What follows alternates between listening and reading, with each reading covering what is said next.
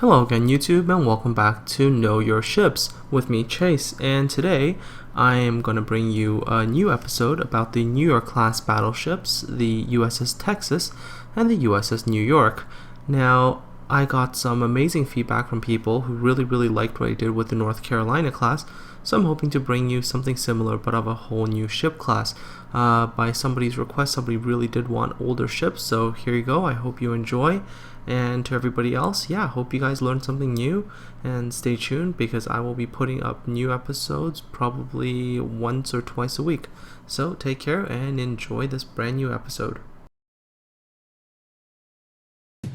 In 1910, funding is approved for two new battleships, the New York and Texas. These are designed to be the most powerful warships in the world. The Texas begins her construction in 1911 at the Newport News Shipbuilding and Dry Dock Company. 3 years later, she is complete.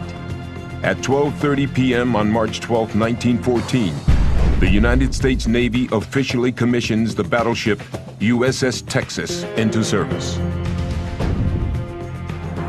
The Texas represents the pinnacle in battleship design.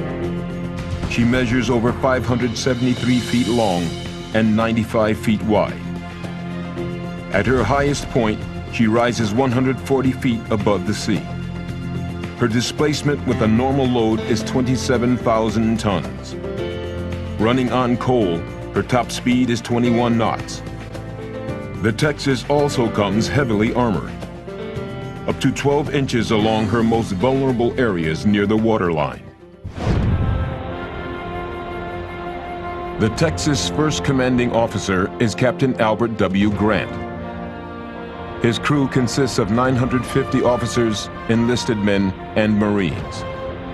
They man a series of weapons, including 21 5-inch 51 caliber rapid-firing guns and 4 21-inch torpedo tubes. But the crew's most important role, in fact, the reason for the battleship's existence, revolves around the operation of the Texas' most formidable weapons. Her twin batteries of 14-inch guns, rifles powerful enough to hurl 1,275-pound shells up to a dozen miles, a serious threat to anyone or anything along the ocean's coastlines. The Navy now has the ability to send a projectile 12 miles inland, which will strike a target, leaving a hole in the ground 10 or so feet deep, about the size of a basketball court. So when the Texas was commissioned in 1914, her 14-inch rifles were the largest guns in the world. She was the most dangerous weapon on the face of the earth. She is the battleship Texas, launched in 1912. Moored along the Gulf Coast near Houston, the Texas stands as a monument to the thousands of battleship sailors who served with her from 1914 through 2 world wars.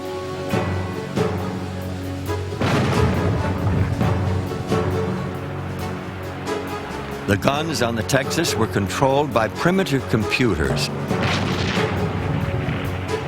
Armor plate on her sides was a full 12 inches thick. Each turret was manned by 24 sailors who lived and worked in dark, cramped quarters. The Texas reminds us of the primitive conditions aboard the first modern battleship. Steve Nelson is an historian and head curator of the Texas. What makes the USS Texas so similar to HMS Dreadnought are these big guns. Now these are 14-inch guns. The Dreadnought had 12-inch guns. And the way these guns worked was that 2 crew members had to man this loading ramp, drop that down into position. The 14-inch shell was rammed all the way up the breech. 400 pounds of powder was placed in behind the shell. The crew had to grab the ramp again, making sure that it breaks in the middle, closing up. The breech was closed.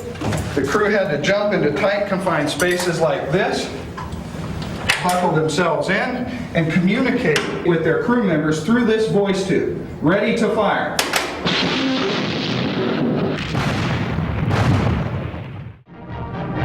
April 6, 1917. the United States declared war on Germany. The world President must be Woodrow made Wilson safe for orders a democracy. division of U.S. Navy battleships overseas to augment the British Grand Fleet. The Texas, now commanded by Captain Victor Blue, will finally have an opportunity to show her strength in the ultimate test, war.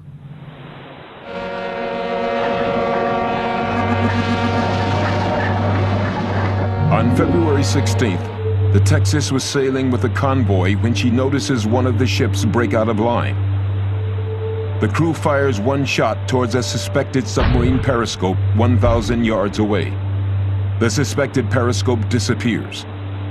The gun crew had gained the distinction of firing the first shot at the enemy from the Texas.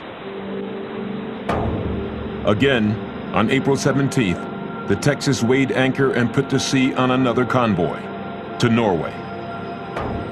During the trip, lookouts spot a submarine periscope just as a torpedo passes between two of the American dreadnoughts. Again, her guns open fire at the submarine as destroyers sprint to the scene, dropping depth charges. The submarine disappears, its fate uncertain.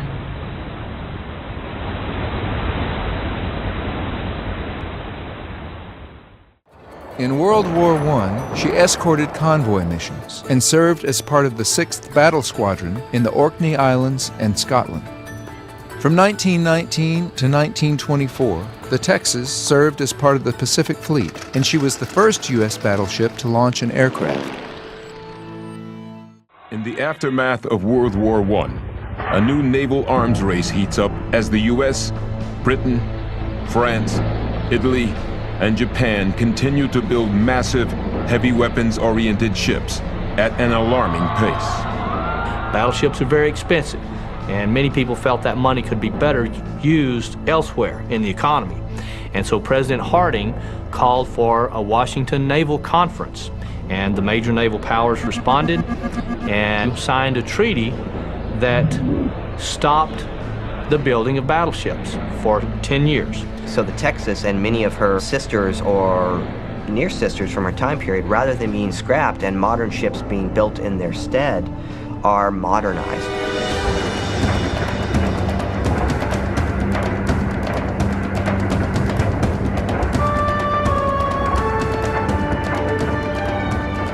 The Texas receives a dramatic series of upgrades, including the replacement of her coal-fired boilers with oil-fired ones, increasing her range and fuel efficiency. New anti-torpedo blisters along the sides to detonate any torpedoes out away from the hull. And several inches of increased armor are added along the second and third decks to protect from fire plunging downward. The Texas emerges from dry dock in 1927 and is soon chosen to be the flagship of the entire United States fleet by the Naval Commander-in-Chief, Admiral Henry A. Wiley. Wiley, an 1888 graduate of the U.S. Naval Academy, grew up in and considered the Lone Star State his home. Admiral Wiley officially assigns the USS Texas his flagship in San Pedro, California on November 8, 1927.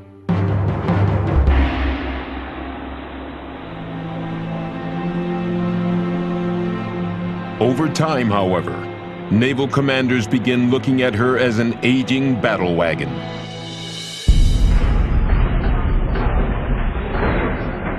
After the expiration of the Washington Naval Treaty in 1932, the U.S. built newer, faster battleships and aircraft carriers.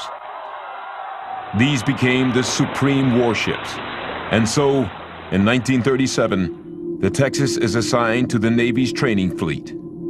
She was old in an age of newer ships that were coming off the waves. She couldn't keep up with the aircraft carriers, for instance. She couldn't sail as fast as the newest battleships. The Texas is considered too old and too slow for war.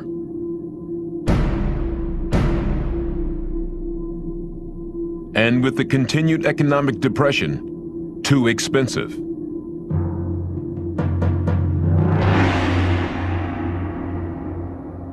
The Texas days are numbered. She is destined for the scrap heap. But in 1939, the rising tide of war drastically changes her fortunes. In 1939, 1940, 1941, the United States began drifting toward assisting the Allied nations, Great Britain and France, and the United States began escorting convoys of merchant supplies from North America, the United States and Canada, over to England.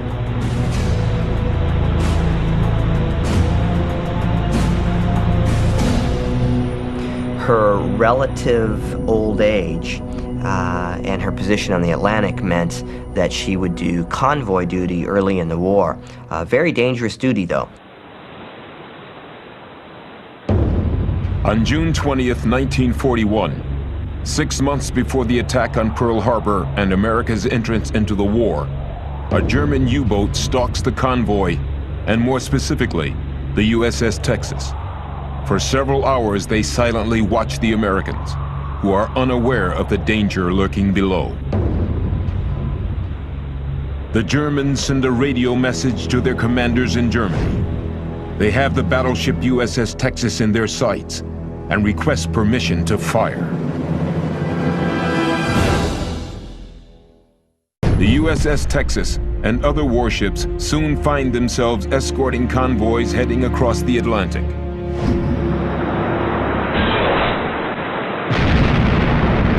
Several ships are struck, including the destroyer Reuben James, which resulted in the deaths of 115 sailors. Germany's response was terse. Anybody walking along the railroad track at night should not be surprised if he gets run over by an express train. The Texas narrowly escaped one of these attacks only months earlier.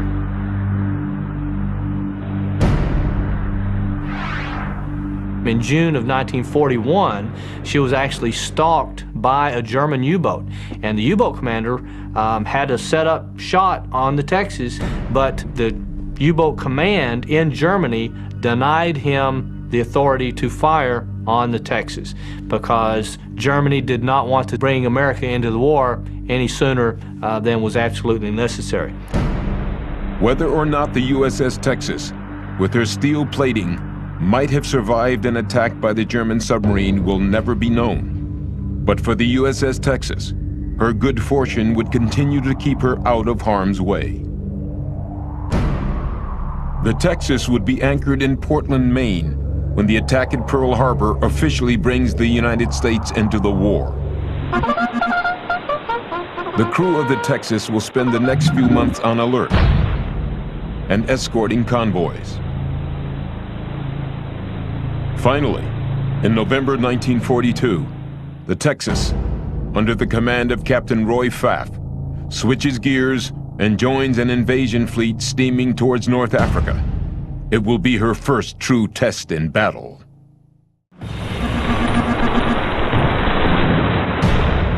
The first American troops landed ashore at 5:30 a.m., but it's not until the early afternoon when the first orders arrive from an Army fire control officer to destroy an enemy munitions dump.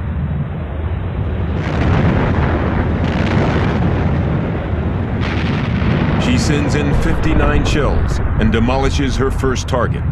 More calls come, and more enemy positions are taken out, including artillery guns, buildings, and road crossings. The Texas guns also help repel massive enemy counterattacks against the American troops.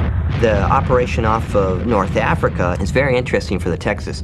Our country at that point in time, we were viewed even by our allies as more of a supply depot, if you will, than a fighting force. The Texas and her crew showed what they could do. They showed what the result of the years of training and technological innovations could bring about with the success of the invasion in 1942. At the conclusion of the fighting, a number of U.S. Army soldiers and officers come aboard the Texas. Suddenly, an Army sergeant runs up to turret 3, climbs the ladder, walks out to one of the 14-inch guns, and then begins kissing the huge barrel. Some of the crewmen of the Texas asked him, "Are you crazy? What are you doing?" And he said, "This ship saved our life. We were being attacked by a column of enemy tanks, and the 14-inch gunfire from this ship is what destroyed many of those tanks and made the others flee and kept us from being overrun." The Texas and her crew proved she was not too old or outdated. Nevertheless, for the next 16 months, the Texas resumed spending most of her time escorting merchant convoy ships across the Atlantic. In some respects, that convoy escort duty might be considered as not a dramatic role. The newer, faster battleships, like the Iowa-class ships with the 16-inch guns, those ships were going to the Pacific, where they were escorting aircraft carriers because they could keep up with the aircraft carriers. So it was an ironic twist of fate that this old, worn out, in many eyes, ship was the ship that provided gunfire support for the greatest amphibious assault that's ever occurred.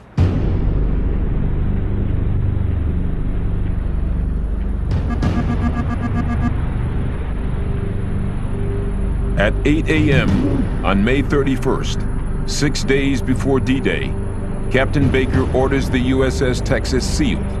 No more contacts ashore. He then tells his men, "The great events for which all of you have been working and preparing will shortly be launched. The ship is now at battle efficiency. The time has come to polish up their weapons." Captain Baker also gives his men a dire warning. The enemy, too, will be prepared and ready. We were a frightened bunch of young men. I was 18 at that time, and most of my Marines, some of them may have been a little below, most of them were just young recruits. This was our first assignment as far as combat, and we were frightened.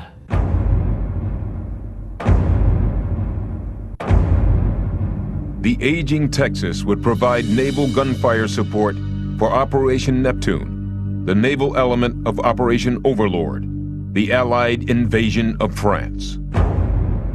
We pulled into Normandy, I think it was around 3 o'clock in the morning. About 2 o'clock in the morning, we had a nice roast beef dinner. Then we went to our guns and waited for them to tell us. On shore, 6 German 155mm guns sit on the cliffs above Omaha and Utah beaches. If the Allied assault is to succeed, these guns will have to be neutralized.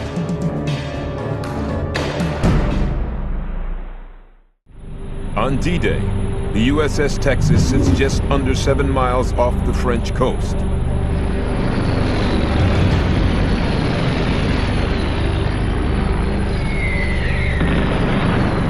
Overhead, hundreds of Allied planes brave anti-aircraft fire to carry bombs and paratroopers towards France.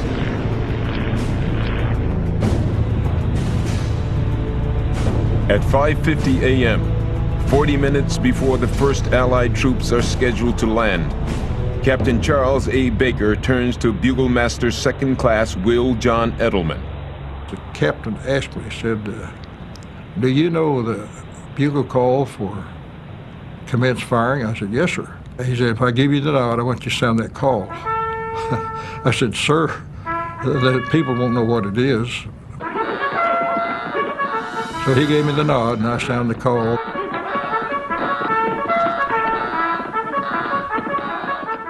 And then the officer on the day called General Quarters, and that was the beginning of D-Day for us.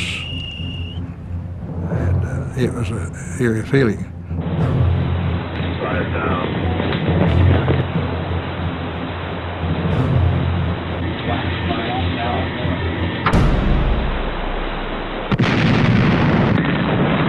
I had never been around guns to speak of other than the Marine Corps, and to have those large guns go off, I mean, it's just unbelievable, the power, the noise, the impact on the ship.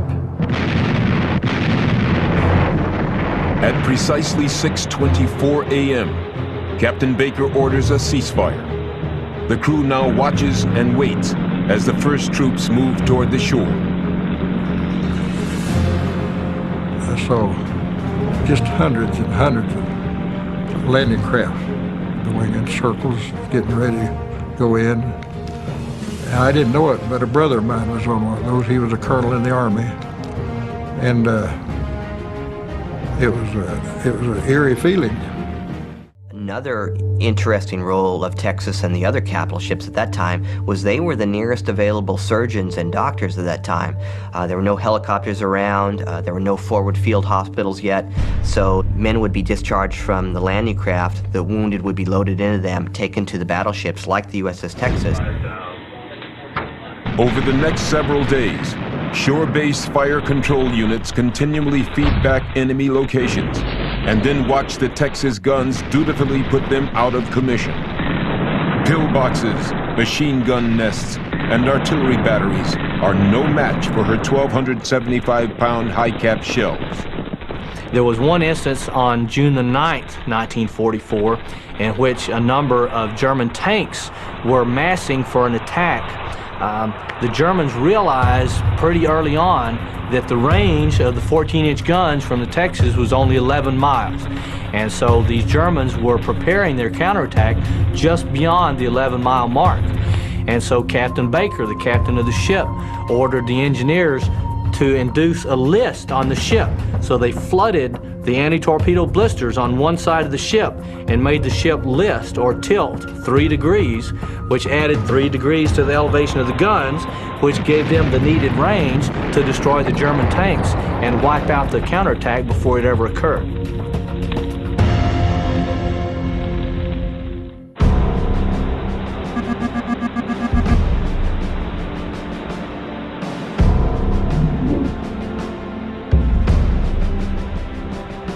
The Texas receives orders to sail west towards the French port city of Cherbourg. Capturing Cherbourg is essential if the Allies are to keep up their offensive. The batteries at Cherbourg were manned by the German Army, who received their orders directly from Erwin Rommel, commander of the Atlantic Wall defenses.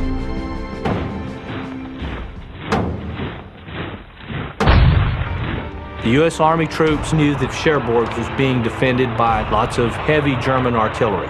So the Army called on the Navy to come over and provide gunfire support for their assault on the city of Cherbourg. So on June the 25th, 1944, the Texas started firing her 14-inch shells at the German emplacements, and the Germans started firing back at the Texas with 240-millimeter shells 9 inches in diameter. As they're coming at you, you see those things, and is it going to hit you? Isn't it going to hit you? I mean, we're in the middle and the splashes are all around us. I know I was scared. You know, we were all scared. I heard the blasts of those shells hitting the water and the explosions and so on. Then I got to thinking, well, you know, this could be us. All of a sudden, it got a little quiet. The captain's yeoman, he looked at me and he said, "The next one is ours." And he no more than said that, well, we got hit.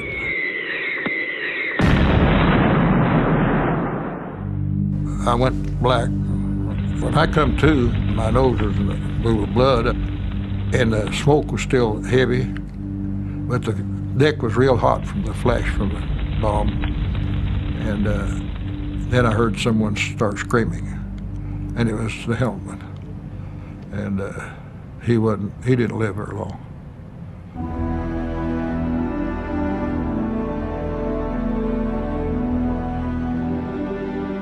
That's all I remember except giving first aid. It's kind of a whirlwind thing after that.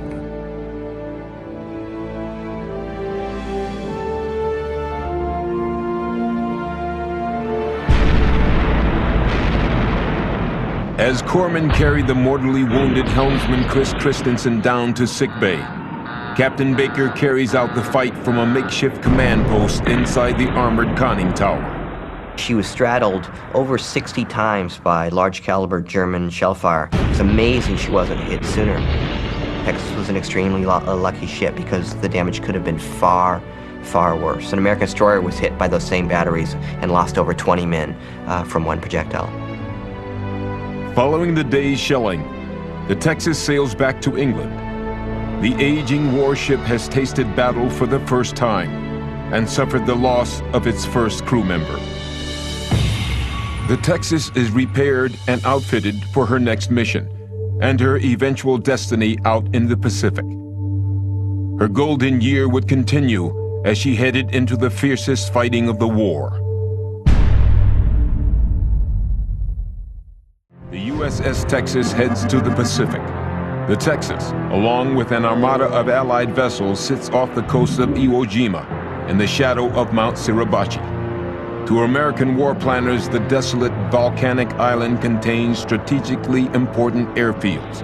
But to the 70,000 Marines preparing for its assault, the island holds nothing but dread. As the sun rises, the guns of the Texas break the morning calm.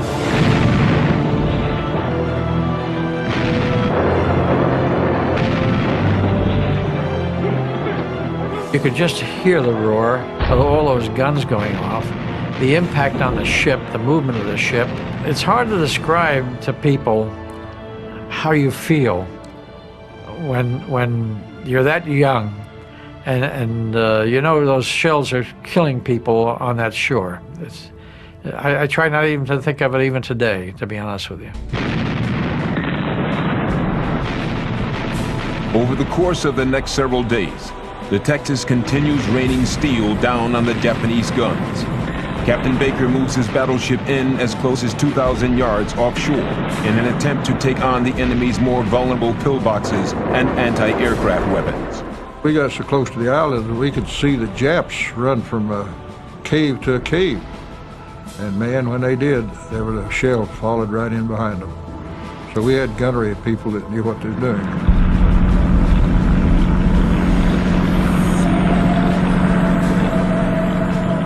D-Day for Iwo Jima comes on February 19th. The Texas fires her guns until just before 9 a.m., when the first wave of Marines hits the beach.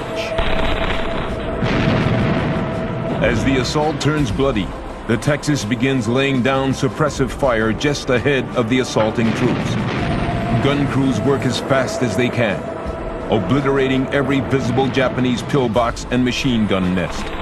But the Marines continue to struggle for every inch.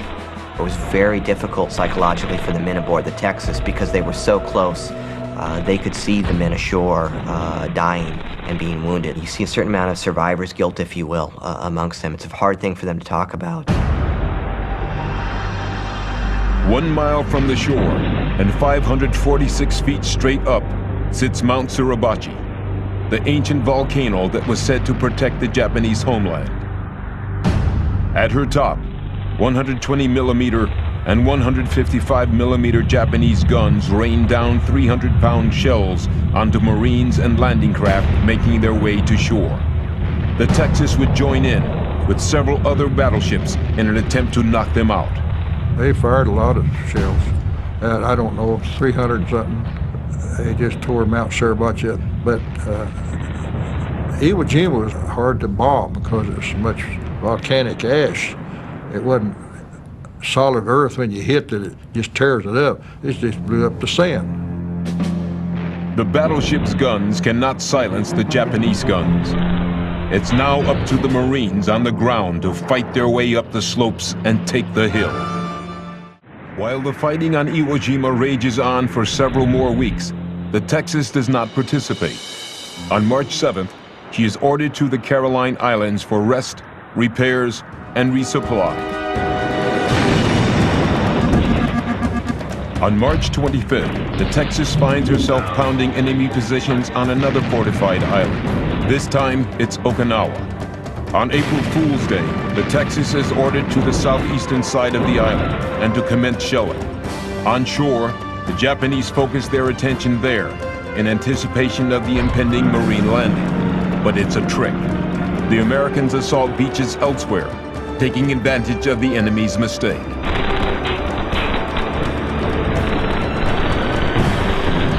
The Texas, once destined for the scrap heap, has now taken part in 3 of the most important amphibious assaults in U.S. history. It's hard to calculate how many more American lives would have been lost had ships like Texas not been there to provide that kind of gunfire support. So those 14-inch guns, which came alive in 1914, are now literally saving American lives in 1945. The 14-inch guns of the Texas also gave her the advantage of distance. With the ability to fire 13 miles from the shore, the Texas could literally sail away from any danger. In Okinawa, however, Japanese kamikaze pilots brought the danger directly to the Texas. That's the frightening part, because these men were determined that they were going to kill themselves in order to kill others. One morning we had 3 attacking our ship. They come over a mountain and come down low. They didn't appear on radar until they come toward the fantail. So right away maneuvered the ship hard left, and we had the whole broadside of the port side to shoot at these planes.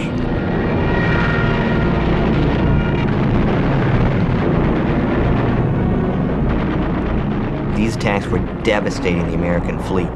The Texas never was struck by a kamikaze. A couple of them came darn close, and one of them came so close that pieces of the airplane flew onto the deck when that airplane broke up when it hit.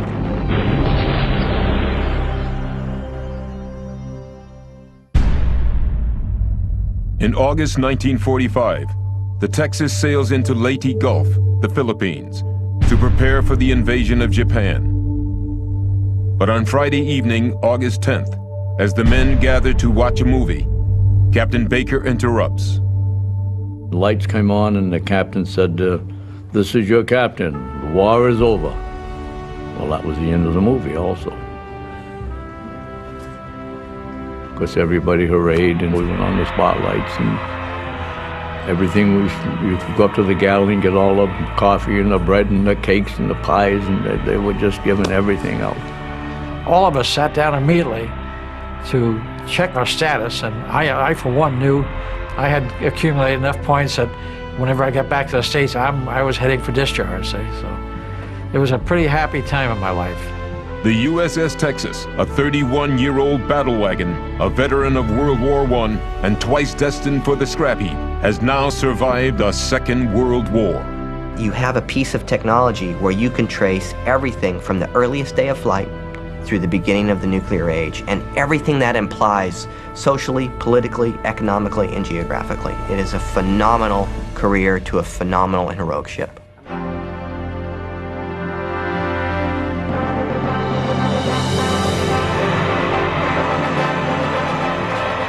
On April 21st, 1948, the Texas opens as a memorial museum.